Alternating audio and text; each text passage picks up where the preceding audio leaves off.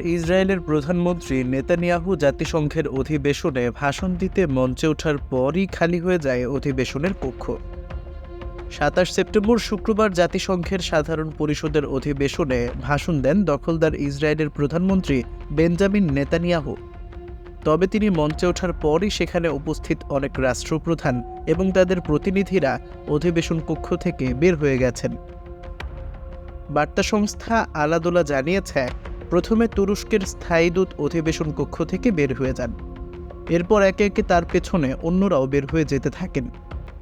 যুদ্ধাপরাধের অভিযোগে অভিযুক্ত নেতানিয়াহুর ভাষণ প্রত্যাখ্যানে বিশ্ব নেতাদের প্রতি আহ্বান জানিয়েছিলেন ফিলিস্তিনি সশস্ত্র গোষ্ঠী হামাস। এক বিবৃতিতে গোষ্ঠীটি বলেছে, নেতানিয়াহু ৪১,০০০ ফিলিস্তিনিকে হত্যা করেছেন। তার জাতিসংঘে ভাষণ নয়, কারাগারে থাকা উচিত। সংবাদ মাধ্যম আল জাজিরা জানিয়েছে, আরব বিশ্বের প্রতিনিধিরাও নেতানিয়াহুর বক্তব্য প্রত্যাখ্যান করে অধিবেশন কক্ষ থেকে বের হয়ে গেছেন।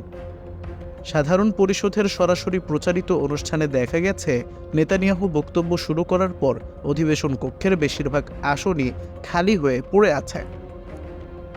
নেতানিয়াহু প্রায় আধা ঘন্টার মতো কথা বলেছেন। ওই সময় তিনি হামাস ও হিজবুল্লাহকে নিয়ে আলোচনা করেন। নেতানিয়াহু বলেন, যতদিন পর্যন্ত তারা তাদের লক্ষ্য অর্জন না করবেন ততদিন পর্যন্ত যুদ্ধ অব্যাহত রাখবেন।